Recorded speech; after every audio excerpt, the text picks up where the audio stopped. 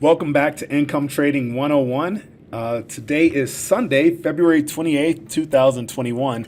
So you don't get too many of these February 28th. It's obviously from a leap year. So let's make a special recording for you guys today. So today I am looking at Cardano. And Cardano, what's interesting about Cardano, let's see if I can pull this up. We'll just look at CoinMarketCap. So CoinMarketCap shows Cardano as the number three, the number three largest coin out there, which is interesting in terms of cryptocurrency market cap. So you have almost, between Ethereum and Bitcoin, you have $1 trillion. That's mind blowing in and of themselves. I have conversations with people all the time about whether or not this crypto thing is real. $1 trillion doesn't evaporate overnight. It can evaporate, but it's not going to do it overnight. So I kind of look at it as real. And what's interesting is, look at this. You have Ethereum is what? 1/5, if I did the math right, 1/5 the size of Bitcoin. And then you have Cardano, which is 1/4 the size of Ethereum. Tether is a stable coin. You can kind of go on down. I've made videos on some of these, and I'll probably fill in just to make sure that I'm covering some of the larger market cap cryptocurrencies. But Cardano is definitely number 3 at this point. There's been a lot of vying for the spot that Ripple XRP had before the SEC came in and did what the SEC always does. So let's go ahead and pull this out. I'm going to get rid of the volume as well because I don't need that right now. And I just want to get a sense of how long. Okay, so there we go.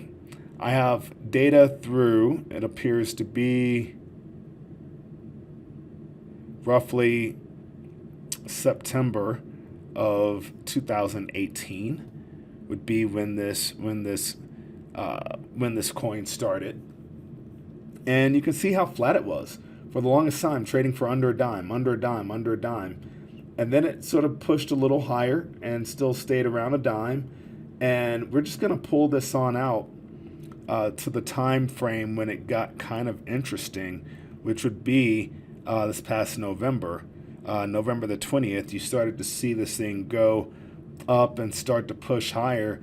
And then in 2021, this thing has really taken off. So I don't know if any of you guys own Cardano or not, but if so, you've seen it go from a dime to $1.30.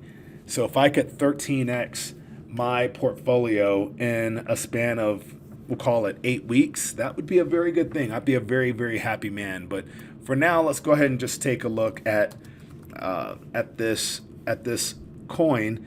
And to be honest, I right off the bat I'm not going to anticipate that we're going to get anything more than a buy signal, because this has been an 8 week long buy signal, 8 week long trend. There's no Fibonacci retracement to speak of because we're still in that trend. So we'll just analyze the trend today. We're going to do it the same way we always do. The few moving averages that give us an idea of buy signals, sell signals. So I'm going to put the 10 period, the 20, and there might be better things, better ways to fit this that would be more designed or more tailored for the Bitcoin, or not Bitcoin, but for the cryptocurrency markets, since crypto doesn't close. But that being said, we'll just keep it like it is right now. So, of course, no surprise right now. All three, and at least at the daily level, all three moving averages are in line, with the 10-day higher than the 20, higher than the 60-day. And that's expected given the up move that we've seen over the last, even 8 weeks. But we could even shrink this down to just February. Look at what's happened in February. We have on February 1st, this thing opened at 34 cents. And in the span of a month has gone up, 4x.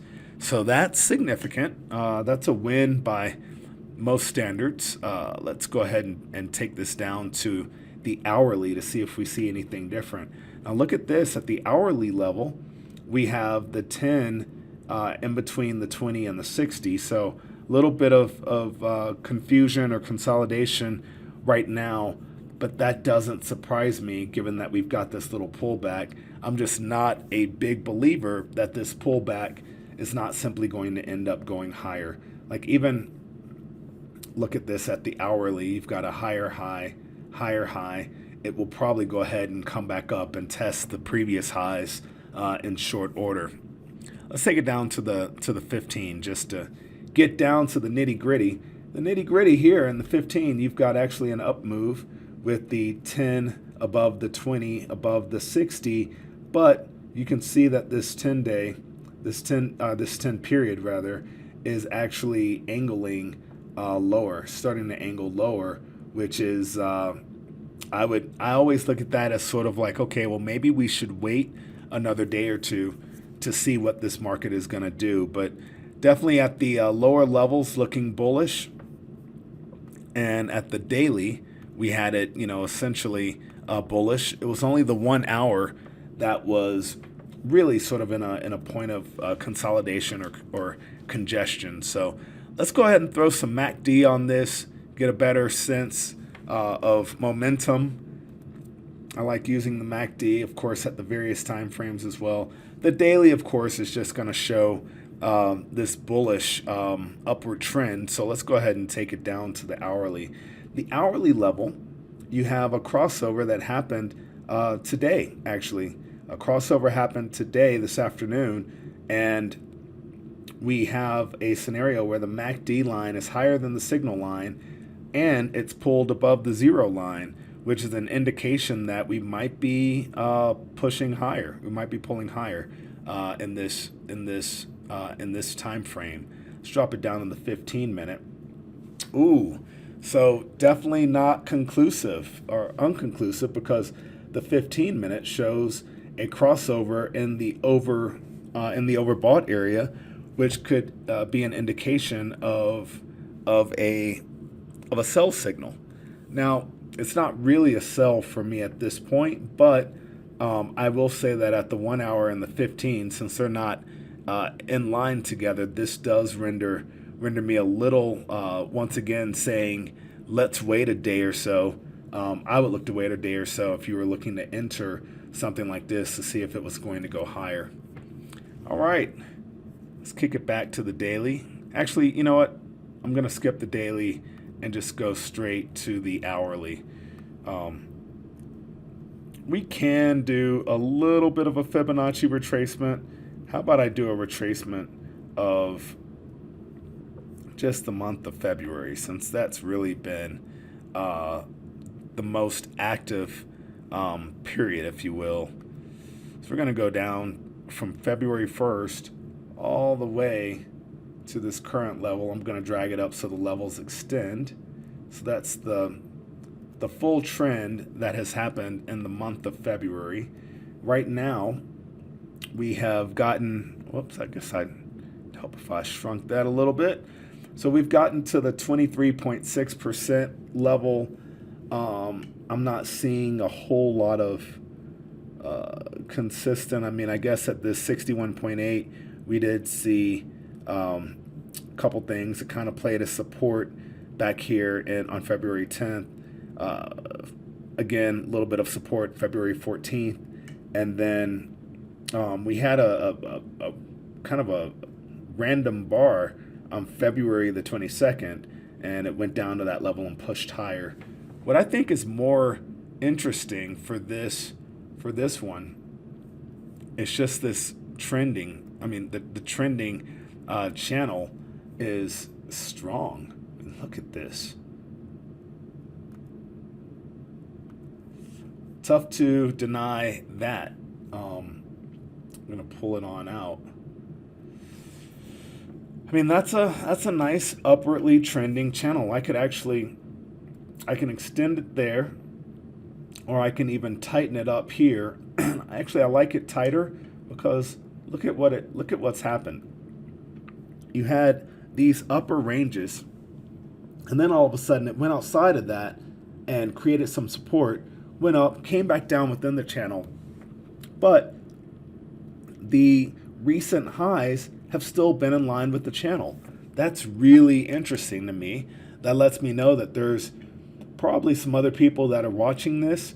And you know, when price tends to react the same way technical analysis would forecast, that lets me know that people are watching it. It's sort of like an indicator of just market psychology, that we might be drawn to these points. So possibly the next high in this thing will be somewhere around, 137 or 140. And of course, I would fully expect at some point that this stock is, or I'm sorry, this coin is going to retest this high. Just like if you look here, back on February 20th, we had a high, which that was the high at the point. And we had a pullback, a little lower pullback, and it sort of pushed, and then ultimately blew through that previous high. It wouldn't surprise me if we had another blowing through of this high as well. So very interesting. This is the first time that I've actually looked at this coin itself. I mean, there's just so much happening in the cryptocurrency space. It truly is hard to keep up with everything and with every trade, 'cause there's so much out there, not only in just trading it, but also yield farming and some other things. If you want to learn more about that, there are tons of great YouTube videos to teach you. So that's it for our analysis on Cardano, symbol ADA. This is the USD, US dollar equivalent of it, as reported on Bittrex exchange. So that's it. Hope you guys have a great week, and we'll talk again soon. Happy trading. Bye-bye.